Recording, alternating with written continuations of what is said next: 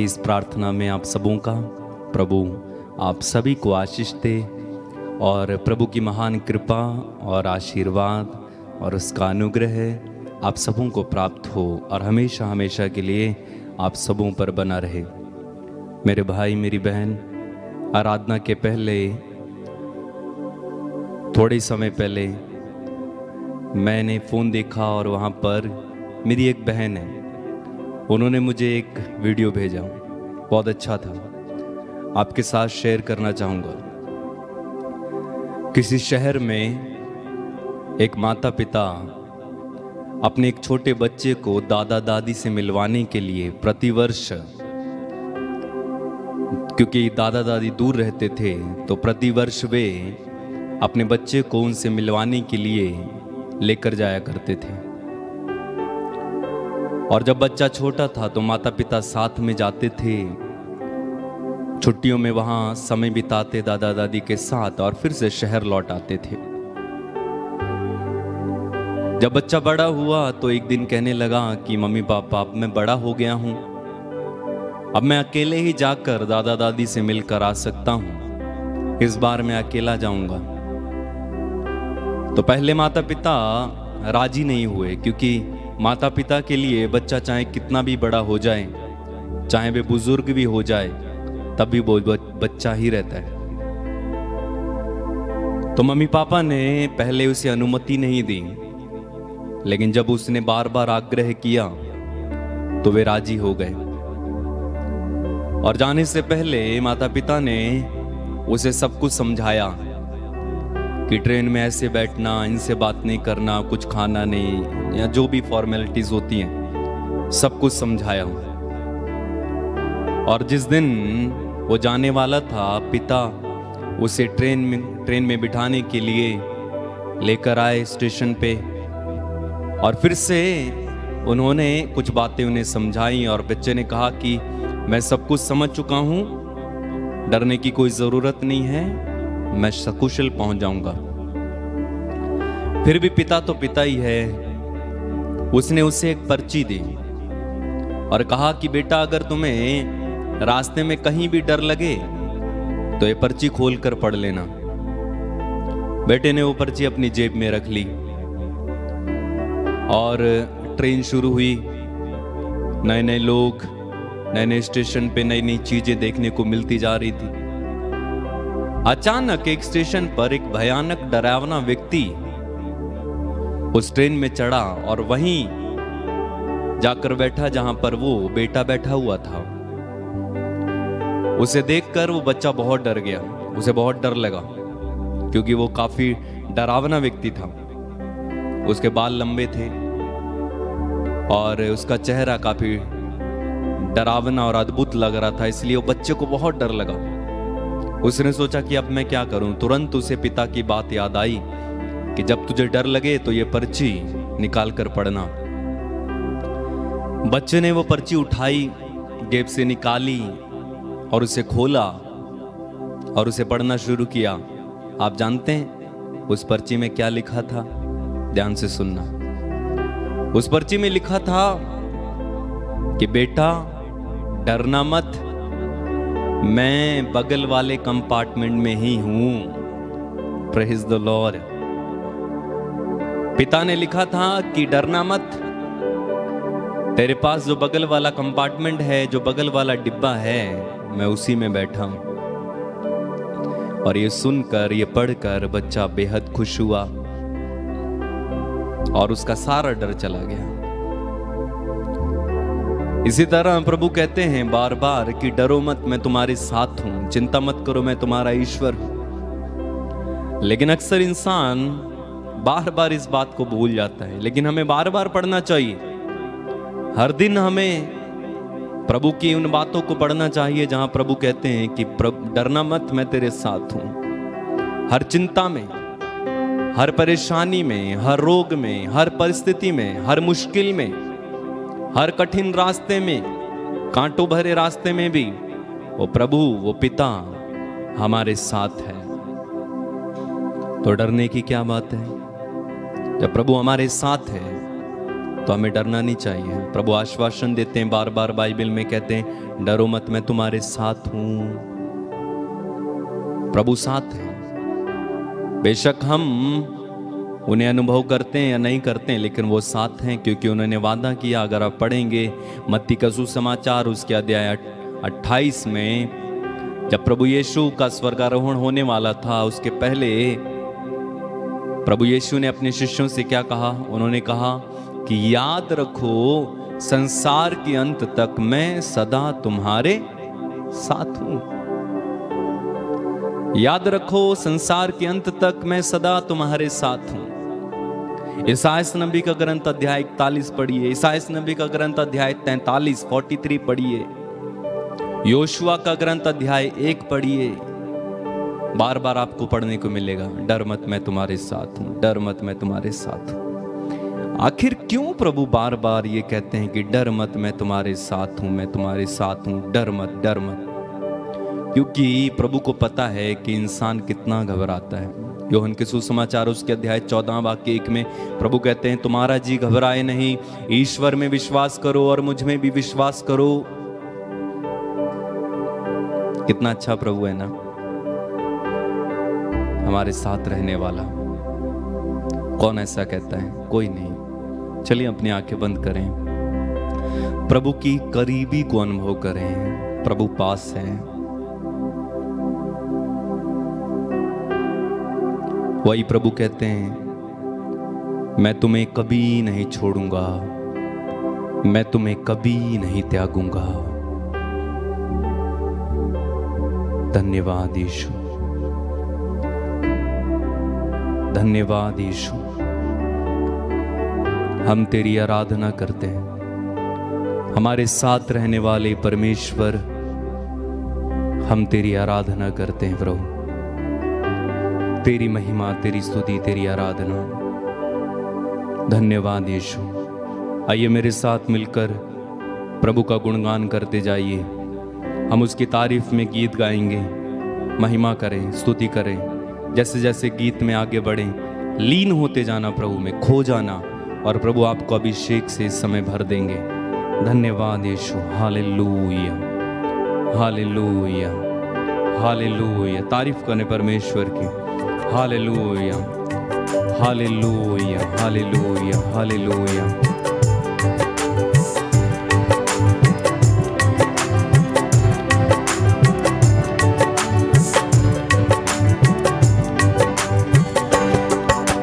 Hallelujah, hallelujah, hallelujah, hallelujah,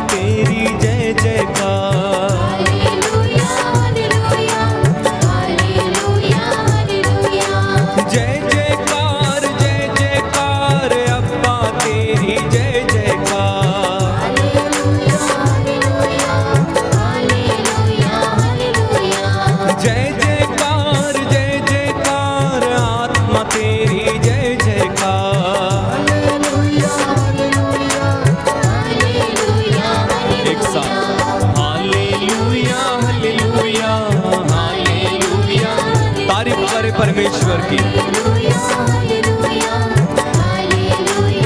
और एक बार मिलके हालेलुया हालेलुया। बरसा दे आशीष तेरी बरसा दे।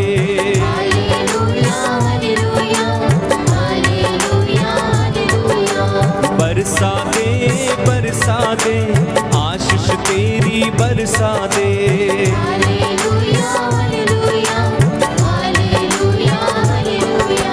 महिमा हो अब्बा तेरी महिमा हो।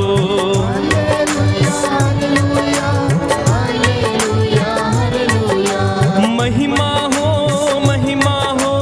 अब्बा तेरी महिमा हो।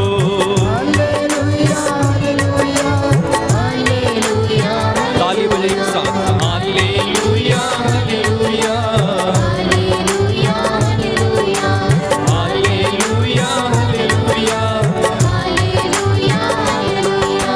महिमा हो यीशु तेरी महिमा हो।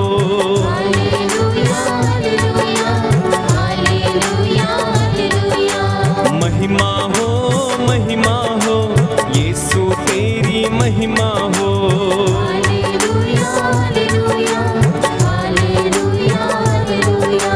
महिमा हो यीशु तेरी महिमा हो।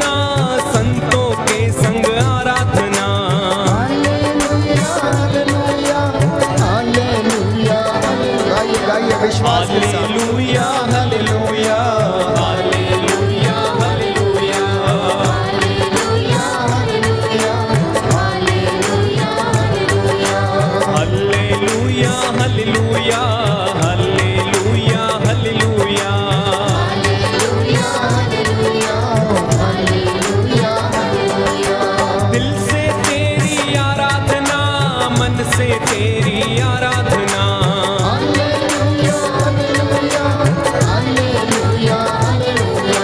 दिल से तेरी आराधना, सर्वशक्ति से हम आराधना,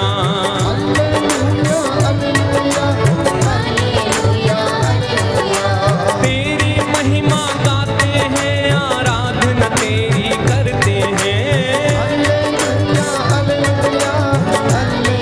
जोरदार hallelujah, hallelujah, hallelujah, hallelujah, hallelujah, hallelujah, फिर से हालेलुया,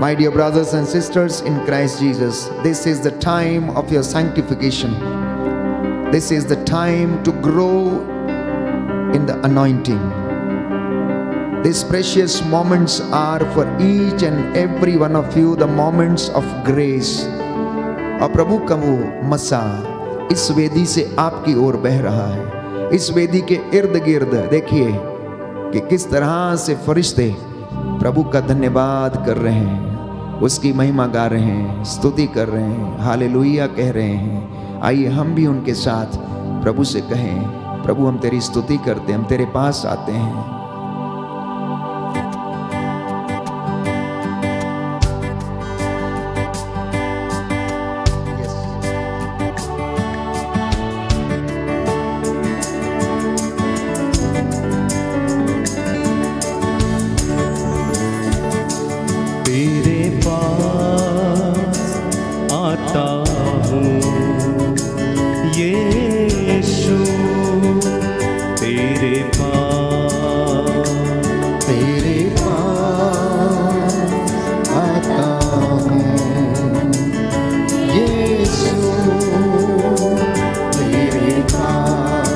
आत्मा से भर के तेरे पास आता हूँ यीशु, तेरे पास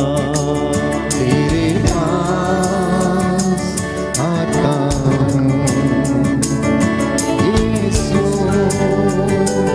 तेरे पास मेरा जीवन लाता हूँ यीशु, तेरे पास मेरा जीवन लाता हूँ यीशु, तेरे पास हर दिन मेरी हर सांस तेरी स्तुति गाती रहे।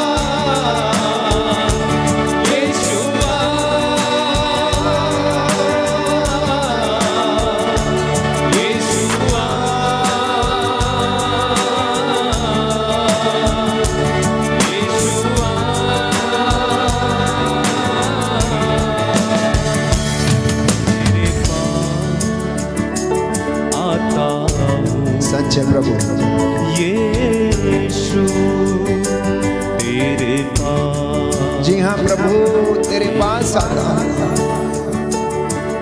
अपना जीवन तेरे पास लाता हूँ, अपने परिवार को तुझे समर्पित करता हूँ, आज जो काम पूरे नहीं हुए समर्पित करता हूँ, अपने जीवन की योजनाओं को तेरे हाथों में देता हूँ। अनजाने में मैं भटक गया था प्रभु, तेरे मार्ग पर चलना चाहता हूँ, मेरा मार्ग प्रशस्त कर। हे प्रभु, मैं अपने पूरे जीवन को समर्पित करता हूँ, मुझ पर दया कर, मेरे परिवार पर दया कर, मेरी कामकाज, मेरी योजनाओं पर दया कर। तू दया का राजा है, तू दया करने वाला, बंधन तोड़ने वाला, चंगा करने वाला प्रभु। हे प्रभु मेरी एक एक बात तुझे पसंद आए। रहम कर प्रभु, रहम कर तेरे इन बच्चों पर, दया कर तेरे इन बच्चों पर जो बड़ी आस लगा कर तेरे सामने घुटनों पर है। हे प्रभु इनके गुनाहों को माफ कर। हे प्रभु इनके विश्वास के अनुसार इनका उद्धार कर दे। मेरा जीवन लाता हूँ यीशु तेरे पास। मेरा जीवन लाता हूँ यीशु तेरे पास। पापी दिल भी लाता हूँ यीशु तेरे पास। पापी दिल भी लाता हूँ यीशु तेरे पास। मेरा दिल लाता हूँ यीशु तेरे पास। मेरा दिल लाता हूँ यीशु तेरे पास। अपने बच्चों को लाता हूँ यीशु तेरे पास। अपने बच्चों को लाता हूँ यीशु तेरे पास। अपने घर को, अपने काम को, योजनाओं को लाता हूँ।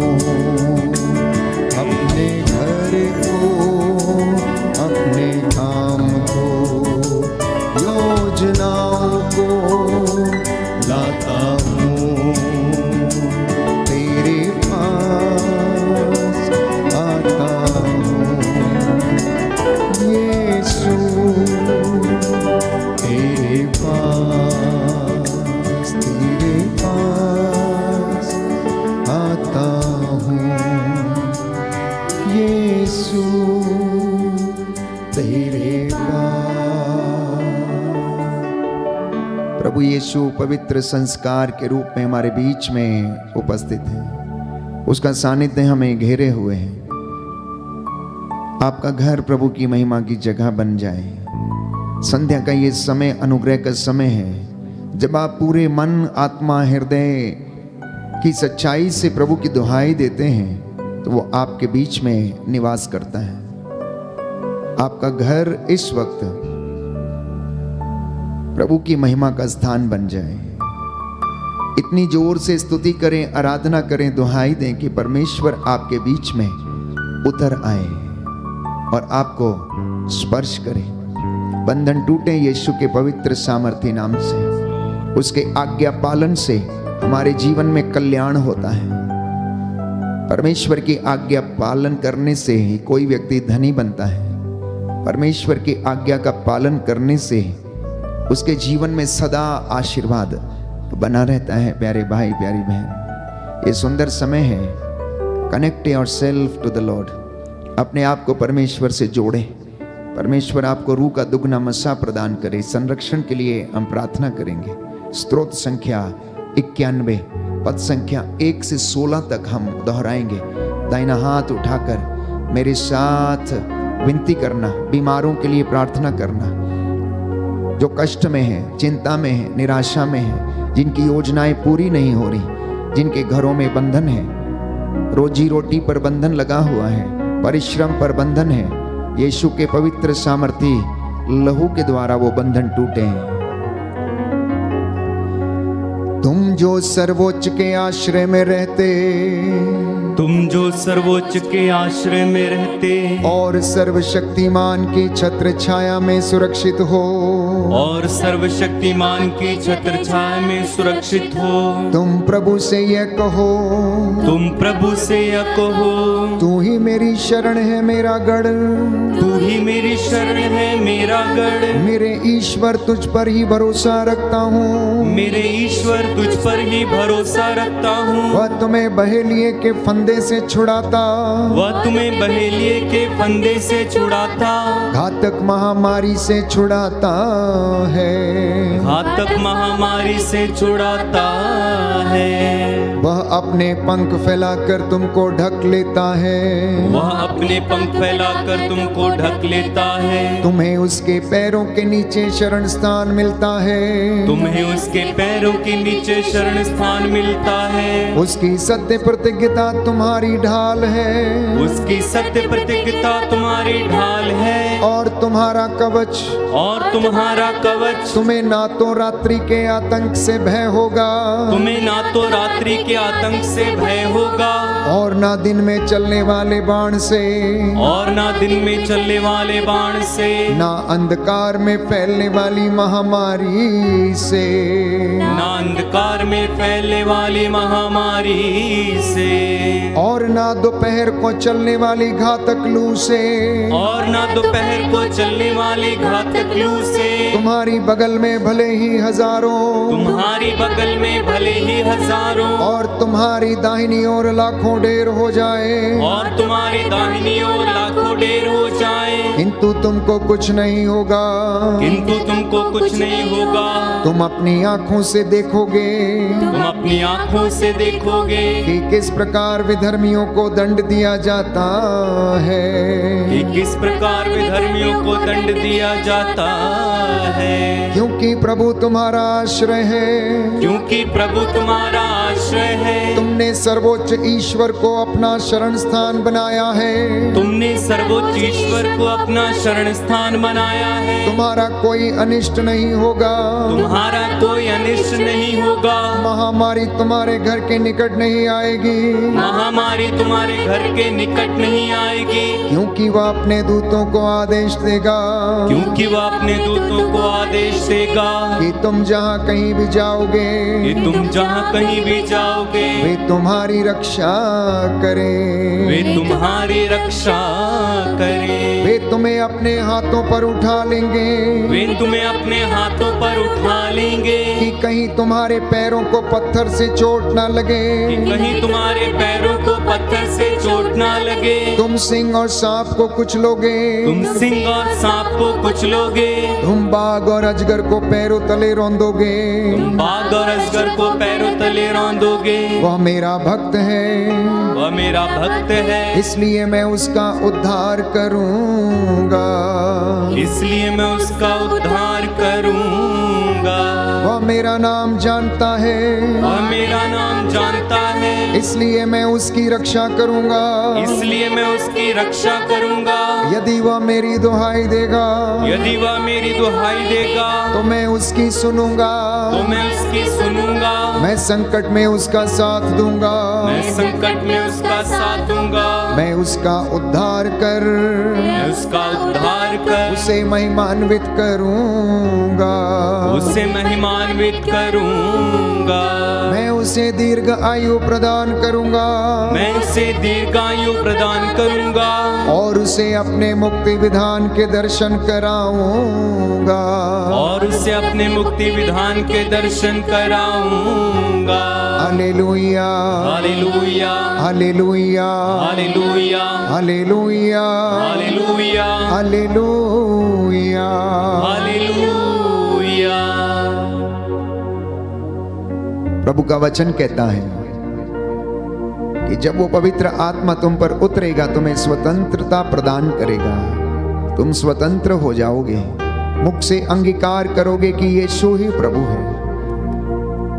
इसलिए इस वक्त हम परमेश्वर की अगुवाई में चलें, पवित्र आत्मा हमें परमेश्वर के सिंहासन पर ले चले। संत पौलुस कहता है, हम अनुग्रह के सिंहासन के पास जाएं, जिससे कि मुझे और आपको दया मिले, जिससे कि वो दया हमारी आवश्यकताओं में हमारी सहायता करे। समर्पित होते जाएं प्यारे भाई और बहनों। समर्पित होते जाएं।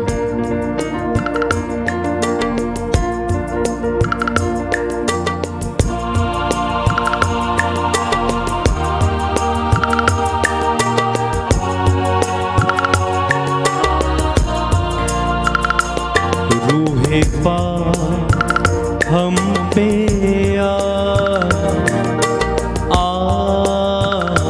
ठहर जा। रूहे पाक हम पे ठहर जा। रूहे पाक हम पे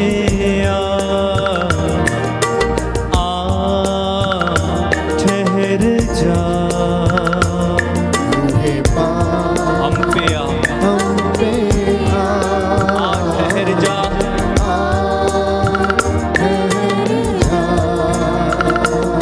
रूहे पाक हम पे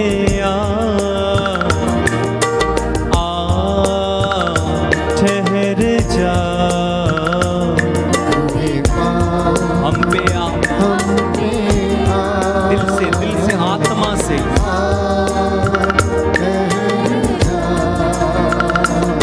रूहे पाक हम पे ठहर जा। रूहे पाक हम पे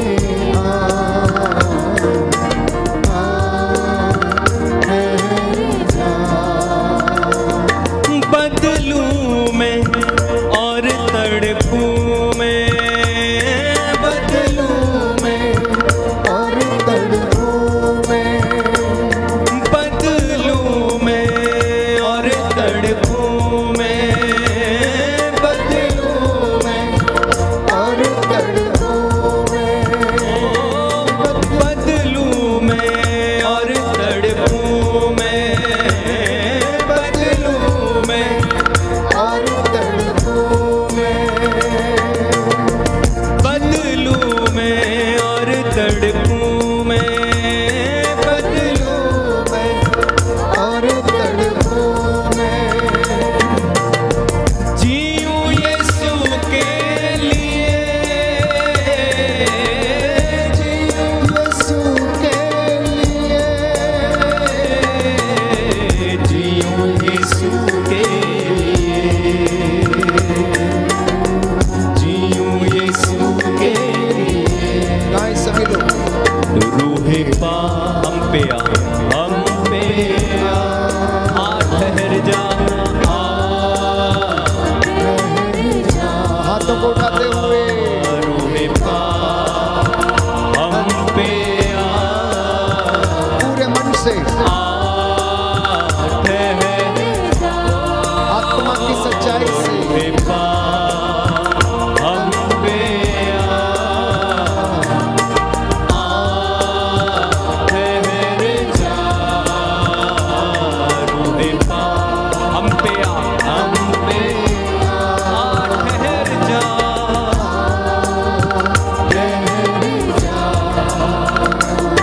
जीवन बदले मेरा तन बदले, जीवन बदले, मेरा तन बदले, जीवन बदले मेरा तन बदले, जीवन बदले, मेरा तन बदले, बदले सुर संगी, बदले सुर संगी, बदले सुर संगी, बदले सुर संगी, बदले सुर संगी। रूहे पाक जीना सिखा, जीना सीखा। ठहर जा। ओ रमा सहालिया बहु शखांदलवा। जीना सीखा। ठहर जा। इस समय पवित्र आत्मा का अभिषेक बह रहा है। जीना सीखा। ठहर जा।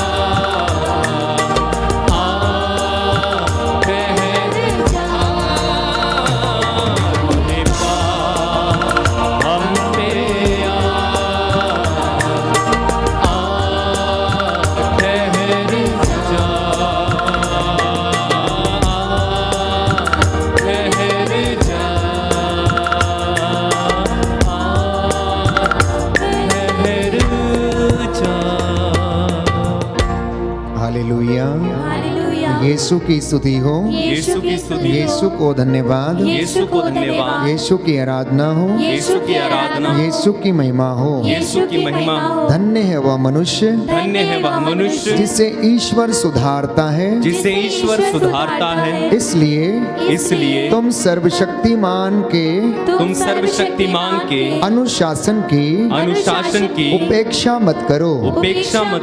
Hallelujah, hallelujah, hallelujah, hallelujah. स्तोत्रकार कहता है अध्याय 119 पद संख्या 6, यदि मैं तेरी आज्ञाओं का ध्यान करता रहूंगा,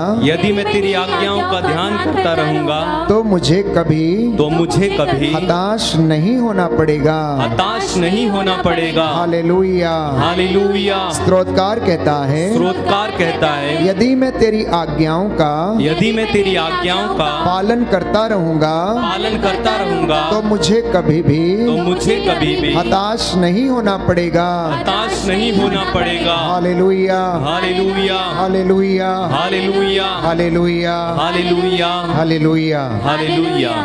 योशुआ नबी का ग्रंथ अध्याय 1 पद संख्या 8 और उससे आगे। योशुआ नबी का ग्रंथ अध्याय 1 पद संख्या 8 और उससे आगे। संहिता के इस ग्रंथ की चर्चा करते रहो, दिन रात उसका मनन करो, जिससे उसमें जो कुछ लिखा है तुम उसका सावधानी से पालन करो। इस तरह तुम उन्नति करते रहोगे और अपने सब कार्यों में सफलता प्राप्त करोगे। बोले आमेन, आमीन, हालेलुया, हालेलुया। हे प्रभु, मैं इस वचन को ग्रहण करता हूँ और आपकी आज्ञा पालन करने में मैं आगे बढ़ना चाहता हूँ। मुझ पर दया कर। Hallelujah, hallelujah. तो कोई व्यक्ति धनवान कब बनता है, सफल कब होता है, उन्नति कब प्राप्त करता है? कहता है कि यदि तुम संहिता के इस ग्रंथ की चर्चा करते रहोगे, दिन रात उसका मनन करोगे, जिससे कि उसमें जो कुछ लिखा है तुम उसका सावधानी से पालन करो, तो इस तरह तुम अपने सब कामों में क्या करोगे? उन्नति पाओगे और सारे काम तुम्हारे सफल होंगे। कोई भी काम तुम्हारा अधूरा नहीं रहेगा, बशर्ते कि कहता है तुम मेरी आज्ञाओं का पालन करो, मेरी बातों को मानो और संहिता के इस ग्रंथ की चर्चा तुम किया करो।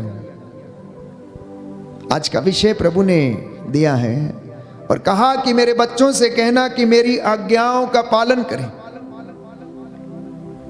मेरे बच्चों से कहना कि मेरी आज्ञाओं का पालन करें। और स्तोत्रकार कहता है कि तेरी आज्ञाओं का जो पालन करते हैं उन्हें अपने जीवन में कभी हताश और निराश नहीं होना पड़ता। आज इंसान ईश्वर की आज्ञा पालन करना नहीं चाहता, धर्मशास्त्र की शिक्षा पर चलना नहीं चाहता, परमेश्वर की शिक्षा पर मनन करना नहीं चाहता। वो परमेश्वर के नियमों का उल्लंघन करता है, उसके आदेशों का पालन नहीं करता, इसलिए दर दर ठोकरें खाता है, दर दर भटकता फिरता है। वो अपने ही परिवारजनों से विमुख हो जाता है और अनेक प्रकार के संकट, कष्ट, बाधाएं उसके जीवन में घर कर लेती हैं। और प्यारे भाइयों और बहनों, वो अपने जीवन में हताश हो जाता है। तो बाइबल हमें बताती है, सूक्ति ग्रंथ अध्याय 19 पद संख्या 27, book of proverbs chapter 19 verse 27, पुत्र यदि तुम अनुशासन अस्वीकार करोगे तो तुम ज्ञान के मार्ग से भटक जाओगे। यदि कोई व्यक्ति डिसिप्लिन स्वीकार नहीं करता, यदि कोई व्यक्ति शिक्षा का पालन नहीं करता, यदि कोई परमेश्वर के नियमों का पालन नहीं करता, तो वो अवश्य ही क्या करता है? सत्य के मार्ग से भटक जाता है। आज्ञा पालन से प्यारे भाइयों और बहनों, मसीहों के, विश्वासियों के और हर उस व्यक्ति के जीवन में जो आज्ञा का पालन करता है, चमत्कार होते हैं। उनके जीवन में उन्नति आती है, उनके जीवन में सफलता आती है। उदाहरण के लिए विद्यालय में जो बच्चे पढ़ते हैं, यदि वो अपनी शिक्षिका या शिक्षक की आज्ञा का पालन करते हैं, अनुशासन में रहते हैं, तो वो सफलता प्राप्त करते हैं। लेकिन जो विद्यार्थी अपने गुरु का कहना नहीं मानता, उसकी बताई शिक्षा पर नहीं चलता, वो शीघ्र ही भटक जाता है, सत्य के मार्ग से भटक जाता है। इतना ही नहीं, बाइबल हमें बताती है लूकस के सुसमाचार अध्याय 17 में कि यीशु मार्ग पर आगे बढ़ रहे थे, तो रास्ते में उन्हें क्या मिले? 10 कोढ़ी मिले। रास्ते में उन्हें 10 कोढ़ी मिले और यीशु ने उनसे कहा कि जाओ और अपने आप को याजकों को दिखाओ, जाओ और अपने आप को याजकों को दिखाओ। और वो चल पड़े। उन्होंने ये नहीं पूछा कि हम क्या दिखाएं, क्यों दिखाएं, लेकिन उन्होंने आज्ञा का पालन किया। और जब वो रास्ते में चले जा रहे थे, जाते जाते वे लोग क्या हो गए? चंगे हो गए। वे चंगे हो गए। जब वो यीशु के पास थे तो उस समय चंगे नहीं हुए थे, लेकिन जब उन्होंने आज्ञा का पालन किया तो रास्ते में जब जा रहे थे तो वचन कहता है कि वो रास्ते में जाते जाते चंगे हो गए। याजकों को दिखाने का तात्पर्य यह था क्योंकि याजक उनके स्वास्थ्य को प्रमाणित करता था।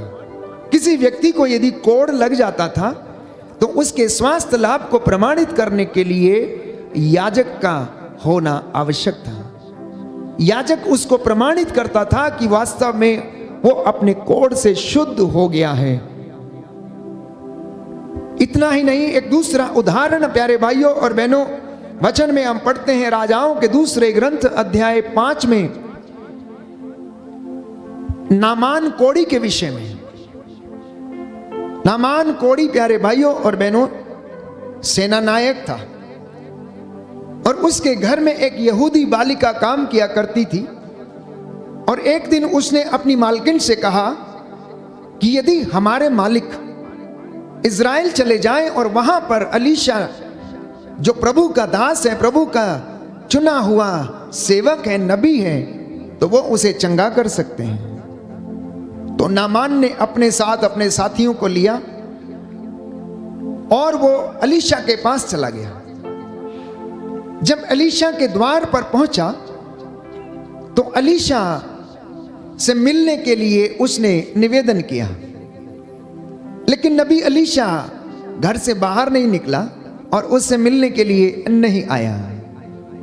नबी ने अंदर से कहला भेजा कि जाओ और उनसे कहना कि जाकर 7 बार नदी में, यरदन नदी में डुबकी लगा ले तो वो चंगा हो जाएगा। नामान क्रोधित हो उठा, गुस्से में आ गया, कुड़कुड़ाने लगा और कहने लगा कि क्या हमारे देश में यरदन नदी से बड़ी भी कोई नदी है? क्या हमारे देश में नदियां नहीं है जिसमें हम नहाकर शुद्ध हो जाते? मैं तो सोच रहा था कि ये नबी आएगा और मुझ पर हाथ रखेगा और मेरे लिए प्रार्थना करेगा और मुझे स्वास्थ्य लाभ मिलेगा। प्यारे भाइयों और बहनों, नामान के दासों ने उससे कहा, स्वामी आप क्रोध ना करें, आप ना जाने ऐसे कितने काम करते हैं। नबी ने केवल आपसे यरदन नदी में 7 बार डुबकी लगाने के लिए ही तो कहा है। ये कौन सा बड़ा काम है? आप तो इससे भी बड़े बड़े और महान काम करते हैं।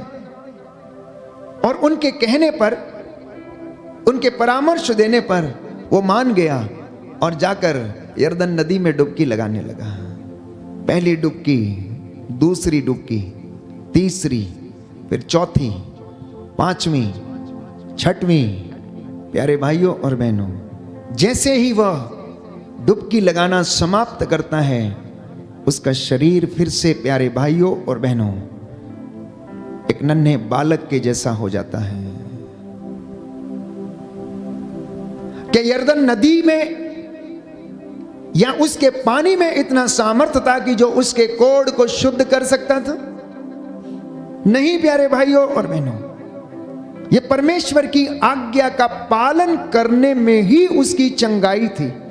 यरदन नदी का पानी तो यूं ही बहता चला जा रहा था, ना जाने कितने लोग उसमें डुबकी लगा रहे थे और कितने लोग उसको ग्रहण करते थे, लेकिन एलीशा की बात को परमेश्वर सच प्रमाणित करना चाहता था, इसलिए नामान को उसकी आज्ञा का पालन करना अनिवार्य था। तो जब मैं और आप परमेश्वर की आज्ञा का पालन करते हैं तो हमारे जीवन से बंधन टूटता है, क्योंकि बाइबल हमें बताती है कि परमेश्वर अपने दासों की और भक्तों की वाणी को सच प्रमाणित करता। अगर एलीशा ने कह दिया कि जाओ और 7 बार यरदन नदी में तुम डुबकी लगा लो और तुम चंगे हो जाओगे, तो परमेश्वर अपने दास की इस वाणी को सच प्रमाणित करना चाहता था और उसने ऐसा किया और परमेश्वर की आज्ञा के अनुसार वो चंगा हो गया। मेरे और आपके जीवन में कई बार ऐसे मौके आते हैं जब परमेश्वर हमें आमंत्रित करता है कि हम उसकी बातों को सुने, समझें, उन पर चलने के लिए कोशिश करें। इसलिए प्यारे भाइयों और बहनों, बाइबल हमें बताती है सुक्ति ग्रंथ अध्याय 6 पद संख्या 23 कि क्योंकि ये आज्ञाएं दीपक हैं, यह शिक्षा ज्योति और अनुशासन की डांट और जीवन का मार्ग है। बोलिए आमेन, आमेन, हालेलुया, हालेलुया। सुक्ति ग्रंथ अध्याय 6 पद संख्या 23 प्रभु का वचन कहता है, प्रभु का वचन कहता है, क्योंकि ये आज्ञाएं दीपक हैं, यह शिक्षा ज्योति और अनुशासन की डांट जीवन का मार्ग है।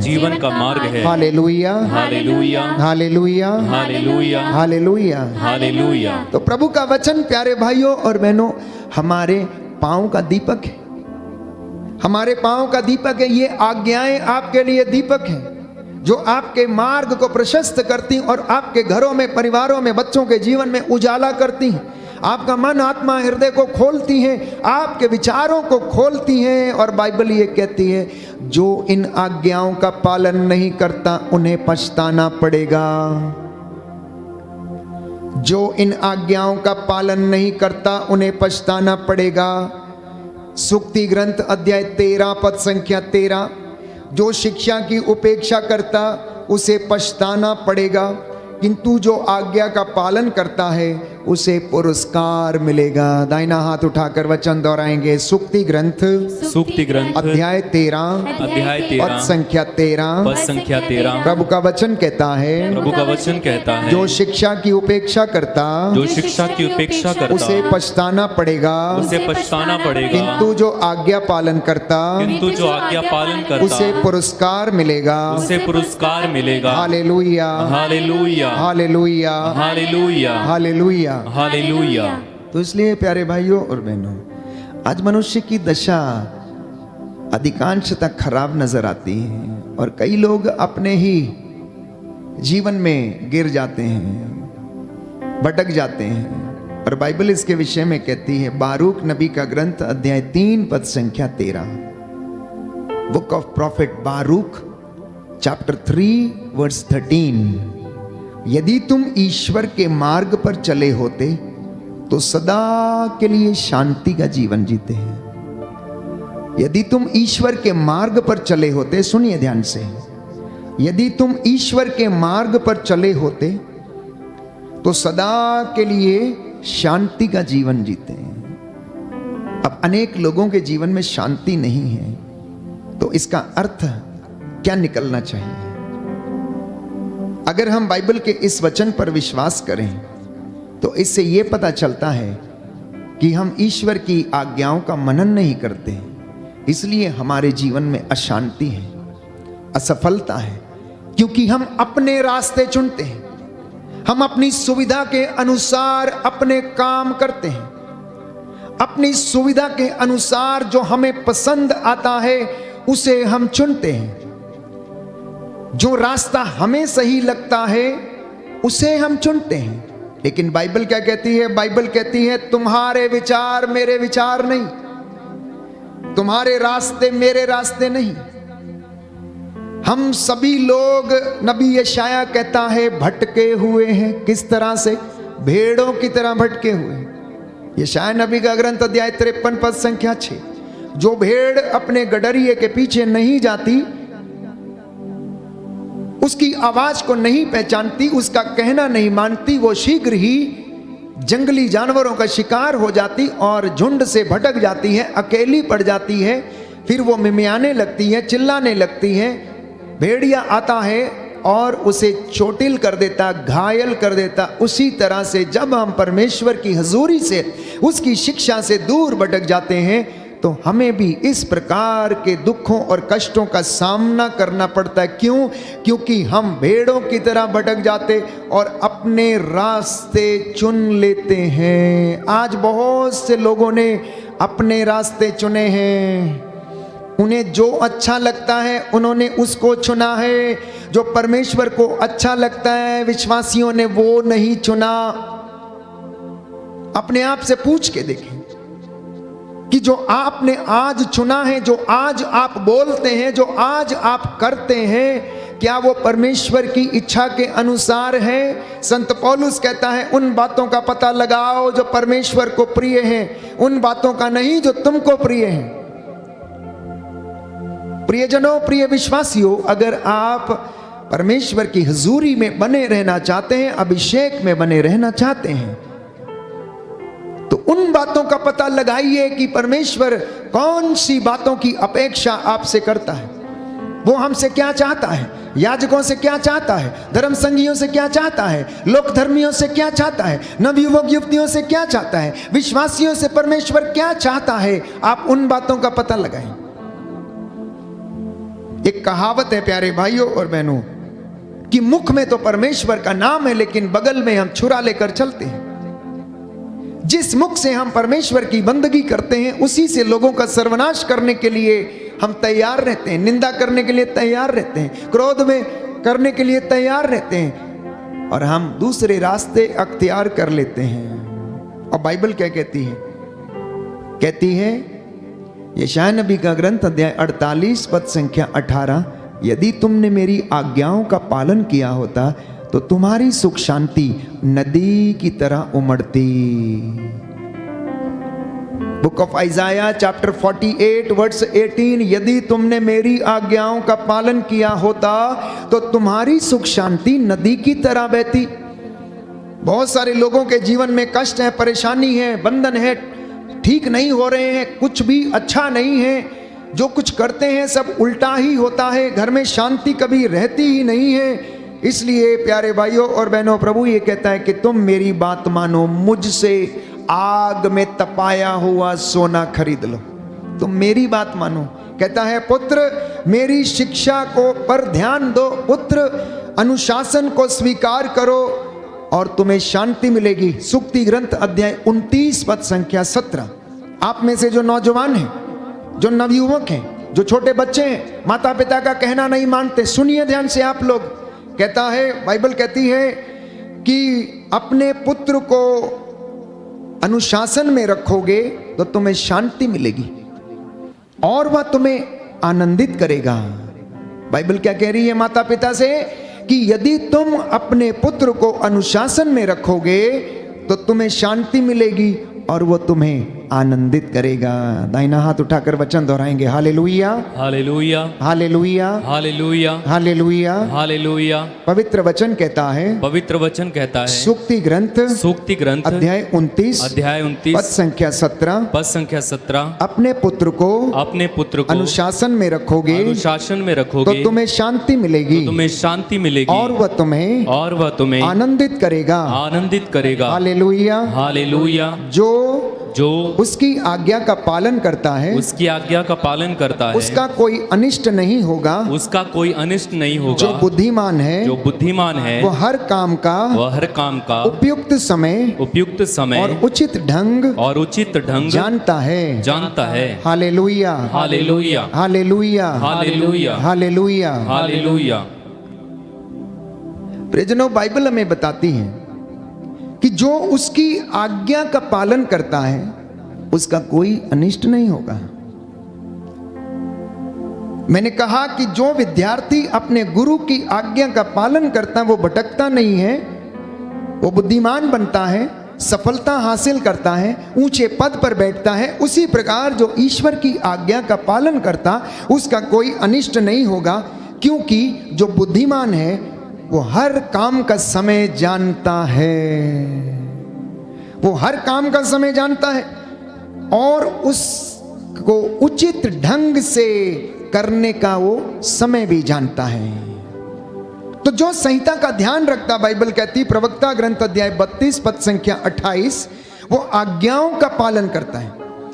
और जो प्रभु पर भरोसा रखता है उसे कोई हानि नहीं होगी। इसलिए यशायाह नबी कहता है तुम अपने मार्गों पर मत चलो, परमेश्वर की शिक्षा का ध्यान करो, परमेश्वर की शिक्षा का ध्यान करो। कितने लोग परमेश्वर के नियमों से भटकते हैं। एक दुकानदार ना जाने यदि वो बेईमान है तो कितना सुबह से लेकर शाम को लोगों को ठगता है। घूस लेने वाला कितना किसी बेचारे गरीब को ठगता है, जो उसकी रोजी रोटी है उसी से वो घूस लेता है। और बाइबल हमें बताती है कि परमेश्वर ऐसे लोगों से घृणा करता है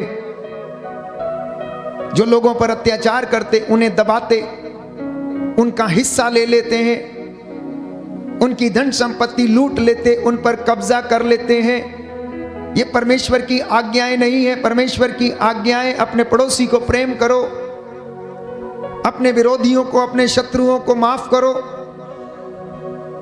7 बार नहीं 70 गुना 7 बार, अर्थात अनगिनत बार ये परमेश्वर की आज्ञा है प्यारे भाइयों और बहनों। और उसकी संहिता और उसके वचन का मनन करते रहो। उठते बैठते सोते जागते समय, यात्रा करते समय आप इन वचनों को क्या किया करो, मनन चिंतन किया करो। इन्हें अपने पुत्रों को सिखाओ, अपने नाती पोतों को सिखाओ, जिससे कि तुम्हारा कल्याण हो जाए। बोले आमेन, आमीन, हालेलुया, हालेलुया, हालेलुया, हालेलुया। प्रवक्ता ग्रंथ अध्याय 32 पद संख्या 28 पद संख्या 28। जो संहिता का ध्यान रखता है, जो संहिता का ध्यान रखता है, वह आज्ञाओं का पालन करता है, आज्ञाओं का पालन करता है। जो प्रभु पर भरोसा रखता है, प्रभु पर भरोसा रखता है, उससे कोई हानि नहीं होगी, उससे कोई हानि नहीं होगी। Hallelujah, hallelujah, hallelujah, hallelujah. आज्ञा पालन में इब्राहिम सबसे अव्वल था। आज्ञा पालन में इब्राहिम सबसे अव्वल था प्यारे भाई और बहनों। ईश्वर ने उसके बुढ़ापे में एक संतान दी जिसका नाम उसने इसहाक रखा। वो बड़ा हो गया और परमेश्वर ने उसके विश्वास को परखना चाहा और कहा इब्राहिम अपने बेटे को ले ले और जाकर मेरे लिए उसे समर्पित कर दे, बलिदान कर दे। मैं जगह तुझे दिखाऊंगा और वहां पर जाकर तू उसे मेरे लिए क्या कर दे, बलिदान कर दे। इब्राहिम ने कोई सवाल नहीं पूछा, क्यों, मैं क्यों करूं। उसने एक भी सवाल नहीं किया। उसने यह भी नहीं कहा कि बुढ़ापे में तो तूने दिया है और अब तूने मांग लिया है, क्योंकि इब्राहिम जानता था कि अगर उसके बुढ़ापे में परमेश्वर उसे बेटा दे सकता है तो वो मेरे लिए जरूर कुछ बड़ी योजना बनाकर बैठा है। अगर वो मेरे बुढ़ापे में मुझे बेटा दे सकता है तो अगर अब उसने इस बेटे को मांग लिया है तो इसमें भी कोई बहुत बड़ी परमेश्वर की योजना है जो मेरे जीवन में सफल होगी प्यारे भाई और बहनों। और वो बिना हिचकिचाहट के अपने बेटे को लेता है, आज्ञा पालन करता है, पहाड़ी पर जाता है, वहां पर लकड़ियां सजाता है, बेटे को हाथ पैर बांधकर उसके ऊपर रखता है और जैसे ही वो उसका वध करने वाला होता है, बलि चढ़ाने वाला होता है, छुरा लेकर जैसे ही वो हाथ उठाता है, परमेश्वर की वाणी उसे सुनाई देती, इब्राहिम मैं जान गया हूं कि तू मुझे प्यार करता है, बच्चे को हाथ मत लगाना और देख मैं अब से तुझे आशीर्वाद देता रहूंगा, तेरे वंशों को मैं आशीर्वाद देता रहूंगा। आज्ञा पालन का नतीजा प्यारे भाई और बहन। इतना ही नहीं, नए व्यवस्थान में हम पढ़ते हैं मां मरियम के जीवन में, जब वो एक सुंदर बालिका थी, परमेश्वर के अनुग्रह में जीती थी, और परमेश्वर का अनुग्रह उसके ऊपर था। स्वर्गदूत गैब्रियल संदेश लेकर उसके पास पहुंचता है और कहता है, प्यारे भाइयों और बहनों, कि परमेश्वर की कृपा आपको पर्याप्त है। आप गर्भवती होंगी, आप एक पुत्र प्रसव करेंगी और उसका नाम आप ईसा रखेंगे, जिसका अर्थ है इमैनुअल, अर्थात ईश्वर हमारे साथ है। मां मरियम असमंजस में पड़ जाती है और पूछती है कि यह कैसे हो सकता है, मेरा तो पुरुष से संसर्ग नहीं है। लेकिन स्वर्गदूत कहता है कि पवित्र आत्मा तुझ पर उतरेगा और उसके सामर्थ्य से तू गर्भवती होगी। और मां मरियम उससे कहती है कि देखिए, मैं प्रभु की दासी हूं, तेरी बात मुझ में पूरी हो जाए, तेरा कहना मुझ में पूरा हो जाए, जैसा तूने कहा वैसा मेरे जीवन में हो जाए। मैं प्रभु की दासी हूं, मैं उस आज्ञा को स्वीकार करती हूं जो परमेश्वर ने मेरे लिए भेजी है। और तब से लेकर प्यारे भाइयों और बहनों,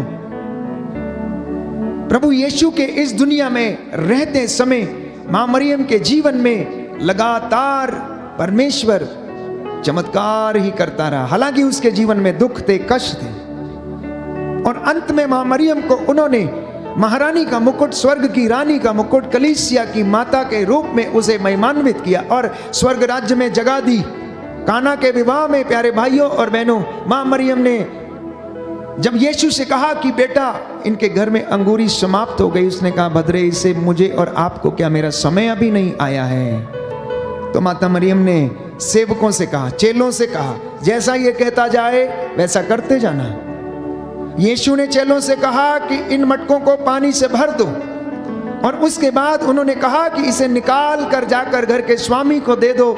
वो जैसा जैसा कहते गए, चेले वैसे वैसे करते गए और चमत्कार होते गए। प्यारे भाई और बहनों, चेलों ने नहीं पूछा कि ये तो पानी है, हमने तो इसमें पानी डाला था, अब हमें स्वामी को क्यों देकर आए। आज्ञा पालन। यदि परमेश्वर आज आपके अपने वचन के द्वारा आपसे कह रहा है कि तू चंगा हो जाएगा, तो तू चंगा हो गया है, विश्वास करना। यदि परमेश्वर आपसे कह रहा है कि प्रायश्चित कर, तो प्रायश्चित कीजिए, उपवास कर तो उपवास कीजिए, बंधन टूटेगा। प्रभु ये कहता है कि मैं तेरे साथ रहूंगा और तू मेरे साथ मेरी मेज पर बैठकर भोजन करेगा। ये उसकी आज्ञाएं हैं। चोरी मत कर, झूठ मत बोल, पराये धन का लालच मत कर, वफादारी और ईमानदारी को अपने गले में लाल, पवित्रताई का जीवन जी, क्योंकि पवित्रता और विश्वास के अभाव में कोई भी ईश्वर के दर्शन नहीं कर सकता है। प्यारे भाइयों और बहनों, यह परमेश्वर का वादा है। इसलिए संत याकूब के पत्र में हम पढ़ते हैं कि आप लोग केवल वचन के श्रोता ना बने। विश्वासी भाइयों और बहनों, आप लोग केवल वचन के श्रोता ना बने। किसी प्रचारक ने बहुत अच्छी तरह से वचन सुनाया जो आपके कानों को सुनने में अच्छा लगता है, लेकिन आप वचन के पालन करता बने, अर्थात आज्ञा पालन करना सीख लें, क्योंकि आज्ञा पालन में ही हमारा छुटकारा है। आज्ञा पालन में ही हमारा आशीर्वाद निहित है। आज्ञा पालन में ही हमारी सफलता निहित है, जो कि परमेश्वर हमें देना चाहता है। इसलिए निर्गमन ग्रंथ अध्याय 20 पद संख्या 6 में पढ़ते हैं कि जो मुझसे प्यार करते हैं और मेरी आज्ञाओं का पालन करते हैं, मैं उन पर 1000 पीढ़ियों तक दया करूंगा। सुनिए ध्यान से, बाइबल क्या कहती है। निर्गमन ग्रंथ अध्याय 20 पद संख्या 5, जो मेरी आज्ञाओं का पालन करते और मेरी शिक्षा पर चलते हैं, मुझसे प्यार करते, मैं उन्हें 1000 पीढ़ियों तक क्या करूंगा, आशीर्वाद देता रहूंगा और उन पर दया करूंगा। अब अपने आप से पूछिए, परमेश्वर से बातें कीजिए, वो आपसे बातें कर रहा है। स्वेदी की ओर देखिए, आप लोग मनन चिंतन करें, अंतःकरण की जांच करें कि क्या वास्तव में आपने प्रभु की शिक्षा का पालन किया, आज्ञा का पालन किया। यदि किया होता तो कहता है तेरी सुख शांति नदी की तरह बहती। ऐ मसीह भाइयों और बहनों, यदि आपने या हर किसी व्यक्ति ने आज्ञा का पालन किया होता तो आपकी शांति, सुख शांति नदी की तरह बहती, कष्ट नहीं होता, चिंता नहीं होती, परेशानी नहीं होती। इसलिए क्योंकि हमने आज्ञा का पालन नहीं किया है, तो स्तोत्रकार कहता है 107 अध्याय पद संख्या 10 से 11 में, साम नंबर 107 वर्स 10 and 11, कुछ लोग अंधकार तथा मृत्यु की छाया में बैठे थे क्योंकि उन्होंने प्रभु के आदेशों का विरोध किया। उन्होंने प्रभु के आदेशों का विरोध किया है। उन्होंने प्रभु की आज्ञाओं को सुनना नहीं चाहा, मानना नहीं चाहा, इसलिए वो लोग अंधकार में बैठे हुए हैं, मृत्यु की छाया में बैठे हुए हैं। इसलिए उनके जीवन में कष्ट है, चिंता है, निराशा है, हिम्मत नहीं है, हिम्मत हार चुके हैं। इसलिए क्योंकि वे मृत्यु की छाया में बैठे हुए हैं, तो जो ईश्वर की आज्ञा का उल्लंघन करता है उसे अवश्य दंड भुगतना पड़ेगा। जो ईश्वर की आज्ञा का उल्लंघन करता है उसे अवश्य दंड भुगतना पड़ेगा। सबसे सुंदर और सर्वश्रेष्ठ उदाहरण ईसा मसीह के विषय में है। बाइबल हमें बताती है, फिलिपियों के पत्र में हम पढ़ते हैं, इब्रानियों के पत्र में हम पढ़ते हैं कि यीशु ने ईश्वर का पुत्र होने के बावजूद आज्ञा पालन सीखा। यीशु ने ईश्वर की आज्ञा का पालन किया, अपने पिता की आज्ञा का पालन किया और कहा कि तेरी इच्छा मेरे जीवन में पूरी हो जाए। यदि ये दुख का प्याला मेरे पिए बिना नहीं टल सकता तो इसमें मेरी नहीं तेरी इच्छा पूरी हो जाए। मैं मरने को तैयार हूं, मैं इस क्रूस पर लटकने को तैयार हूं, क्योंकि यदि मेरे क्रूस बहाने से इन तमाम लोगों को जीवन मिल सकता है तो मैं तैयार हूं पिता, मैं आ रहा हूं, मैं आ रहा हूं। और यीशु ने क्या किया? आज्ञा पालन सीखा। इसलिए प्यारे भाइयों और बहनों, वचन मैंने आपके लिए पढ़ा, book of Sirach chapter 32 verse 28, प्रवक्ता ग्रंथ अध्याय 32 पद संख्या 28, जो संहिता का ध्यान रखता वो आज्ञाओं का पालन करता है और जो प्रभु पर भरोसा रखता उसे कोई हानि नहीं होगी, उसे कोई हानि नहीं होगी। इसलिए प्रियजनों, एक दूसरा वचन जो मैंने आपके लिए पढ़ा था उपदेशक ग्रंथ अध्याय 8 पद संख्या 5 में, कि जो उसकी आज्ञा का पालन करता उसका कोई अनिष्ट नहीं होगा। इसलिए आज्ञा पालन करने वाले बने, वचन के श्रोता ही नहीं पालन करता भी बने, और आपके जीवन में, खेत खलियानों में, बिजनेस में, दुकानदारी में आशीष आएगी। झूठ ना बोले, भले दुनिया करती है करने दें, लेकिन आप ना करें, क्योंकि आप मसीह के द्वारा बुलाए गए हैं, पवित्रता के लिए बुलाए गए हैं। आप ईमानदारी की रोटी खाएं, आप ईमानदारी का जल पिएं और आपके जीवन में शांति रहेगी।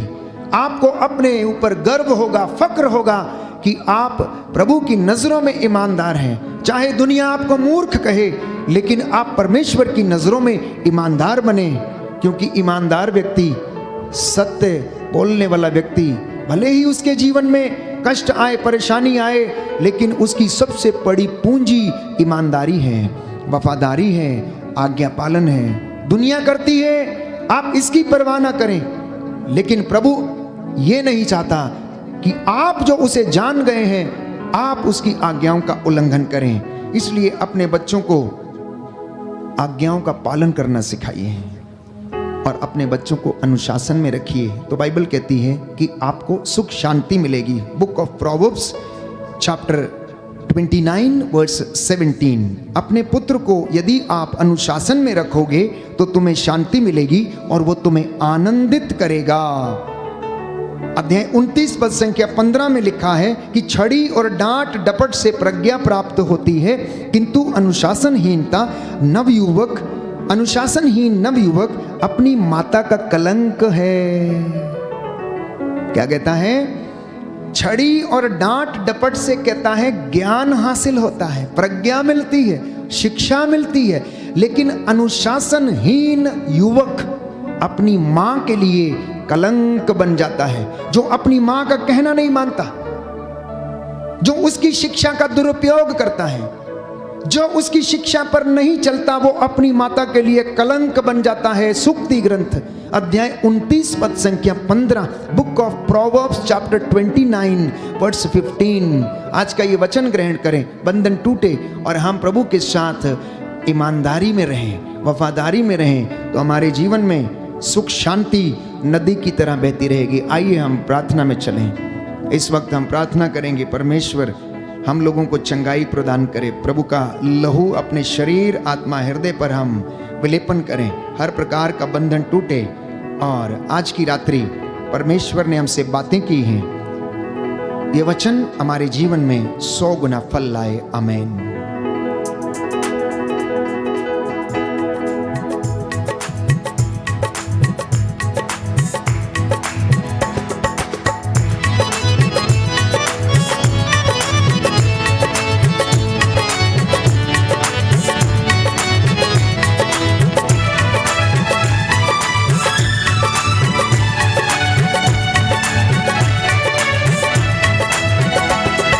मुक्ति दिलाए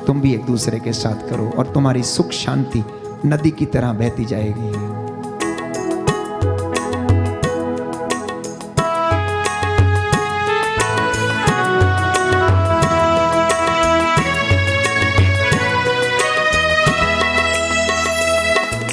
सुनो मेरा उपदेश नया, बोले प्रभु करो सभी से प्यार। बोले प्रभु आपस में प्रेम के प्रतीक तुम बने रहो। स्वर्ग में मेरे साथ भोजन करो। सुनो मेरा उपदेश नया, बोले प्रभु करो सभी से प्यार। बोले प्रभु आपस में प्रेम के प्रतीक तुम बने रहो। स्वर्ग में मेरे साथ भोजन करो। हे प्रभु तूने मुझे रचा, हे प्रभु तूने जीवन दिया। हे प्रभु तूने पालन किया, तू ही मेरा आधार बना। तू ही मेरा आधार बना। तू ही मेरा आधार बना। सभी लोग घुटनों पर आ जाएं, एक दूसरे के लिए प्रार्थना करें। बुजुर्ग माता पिता के लिए जो रोग शैया पर हैं, प्रभु उन्हें आशीष दे। हे प्रभु गर्भ की रसौलियों के बंधन टूटे, जिनके ऑपरेशन होने वाले हैं प्रभु उन्हें सफलता मिले। प्रार्थना करते हैं इस वक्त सभी बीमार लोगों के लिए जो अस्पतालों में हैं, आईसीयू में हैं, जो डॉक्टर उनका इलाज कर रहे हैं, प्रभु उन पर दया कर। एलिजाबेथ लोबो को प्रभु अच्छा स्वास्थ्य दे। उनके शरीर में जो भी कमी घटी है प्रभु तेरे पवित्र लहू से मसा करते, ब्लेस करते, आशीष प्रदान कर। जैसा इन्होंने विश्वास किया इनके जीवन में पूरा हो जाए। प्रभु तेरे प्रियजन अनेक प्रकार के रोगों से पीड़ित हैं, अशांति से, क्रोध की दुष्ट आत्मा से ग्रसित। इन पर दया कर दे, दया कर दे, दया कर दे, दया कर प्रभु। चंगाई प्रदान कर, बंधनों को तोड़ने वाले, जीवन देने वाले प्रभु इन्हें अपने मार्ग पर चलने की कृपा प्रदान कर। बिजनेस में आशीष दे, जो अपने दुकानों में प्रभु मेहनत करते हैं उन्हें आशीष दे। खेत खलिहानों को ब्लेस कर। यीशु के पवित्र सामर्थी नाम से आप सभी लोगों को ब्लेस करता हूँ। दया करने वाले, चंगा करने वाले यीशु राजा, तेरे इन बच्चों पर दया कीजिए। बुजुर्ग माता पिता पर दया कीजिए। नवयुवक युवतियों पर, हमारे भाई बहनों पर, सहयोगियों पर दया कर। हे प्रभु जो सताते हैं दूसरों को, उनका मन परिवर्तन कर दे। जो तेरे लोगों पर अत्याचार करते हैं उन्हें क्षमा प्रदान कर। मैं तेरा दास तेरे हाथों में तेरे इन बच्चों को, इनके परिवारों को, इनके कामकाज योजना को समर्पित करता हूँ। जो वर और वधू की तलाश में है इनके लिए एक अच्छे जोड़े का इंतजाम कर। हमारे हाथ पैरों में बल प्रदान कर। हमारे परिवारों में सुख शांति आए और हर प्रकार का बंधन टूटे। जिन लोगों में मनमुटाव है उनमें शांति आ जाए। एक दूसरे को वो प्रेम करें, सहन करें, एक दूसरे को क्षमा करें जैसे आपने क्षमा किया, प्रेम किया। आप दास का रूप धारण करके हमारे बीच में रहें। हमें भी ऐसी कृपा प्रदान कर कि हम तेरी सेवा करने वाले तेरे दास बनकर तेरी महिमा करते जाए। हे प्रभु तू दया कर, आजा दया करने वाला। याद कर जो तेरे पास आता तू खाली हाथ नहीं लौटाता। अंधों को आंखें, बहरों को कान, गूंगों को वाणी, लंगड़ों को पांव देता है। ये मेरा विश्वास है, मैं तुझ पर आस रखता हूँ। तू मेरी प्रार्थना को सुनता और कबूल करता है। आज जो वचन प्रभु सुनाया गया इसके द्वारा तेरे इन बच्चों के जीवन में 100 गुना, 60 गुना, 70 गुना फल आए। जो वेदी के सामने हैं और जो घरों परिवारों में देश विदेश से ऑनलाइन प्रार्थना में भाग लेते हैं, इनके मन में शांति स्थापित कर दे। हमारी प्रार्थना सुन ले, हमारे उद्धारकर्ता यीशु प्रभु के द्वारा। आमीन। पवित्र परम प्रसाद की आराधना हो, स्तुति हो, महिमा हो सदा सर्वदा। पवित्र परम प्रसाद की आराधना हो, स्तुति हो, महिमा हो सदा सर्वदा। पवित्र परम प्रसाद की आराधना हो, स्तुति हो, महिमा हो सदा सर्वदा। सदा सर्वदा।